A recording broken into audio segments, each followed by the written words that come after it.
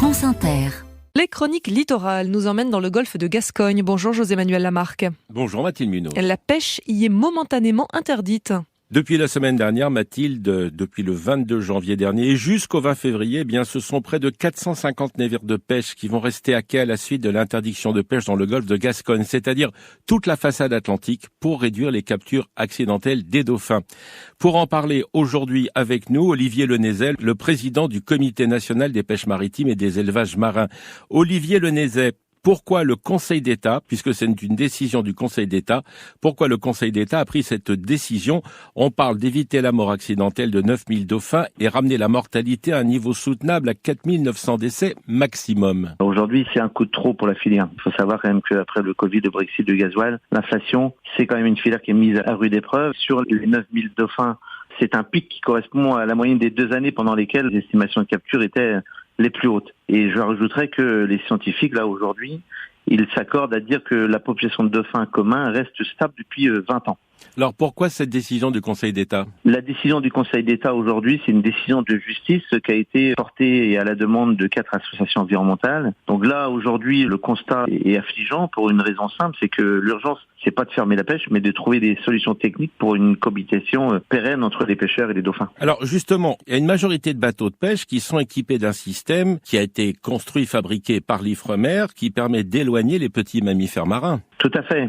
Aujourd'hui, après 5 années de programmes expérimentaux pour développer des solutions innovantes, cette saison devait être celle de la massification des tests. Près de 300 navires équipés en répulsifs acoustiques, balises sonores basées sur le biomimétisme, et puis filets réflecteurs, caméras pour acquérir de la connaissance. Donc cette fermeture, ça met un coup d'arrêt à la recherche, à la science et à la filière. Un répulsif sonore, on le signale, ce n'est pas dangereux pour les mammifères marins. Pas du tout. Le problème de ces 450 navires qui restent à quai en ce moment, c'est la saison de la sole, c'est la saison du bar. Pour les marins pêcheurs, c'est 80% de leur chiffre d'affaires.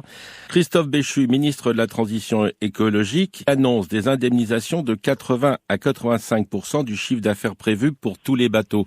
Qu'en pensez-vous? Aucun pêcheur ne veut vivre d'indemnisation. Ils veulent vivre de leur travail. Les poissons, ils ont une saisonnalité. Le premier trimestre, il est très important pour les pêcheurs qui ciblent notamment la sole, le bar ou le merlu. Et donc, certaines espèces, certaines entreprises de pêche et places de marché vont perdre jusqu'à 80% de leur chiffre d'affaires sur la période. C'est énorme, c'est colossal, sachant que pour certaines, le premier trimestre représente déjà les 3/4 de leur chiffre d'affaires annuel. Olivier Lenezet, vous êtes en relation directe avec le ministre de la Transition écologique, Christophe Béchu, face à cette proposition d'indemnisation. Qu'en est-il?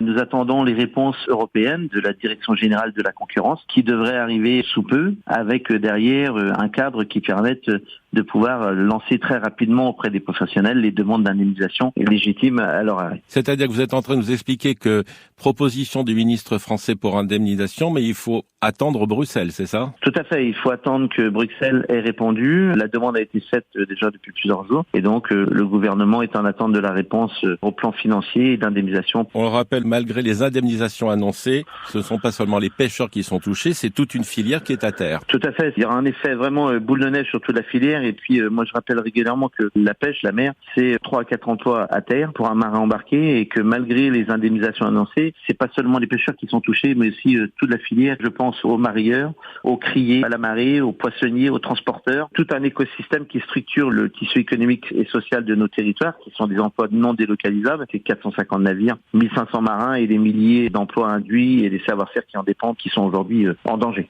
Merci à vous Olivier Lenezet. Un site internet comité-pêche au pluriel.fr. À demain Mathilde Munoz. À demain José-Manuel Lamarque.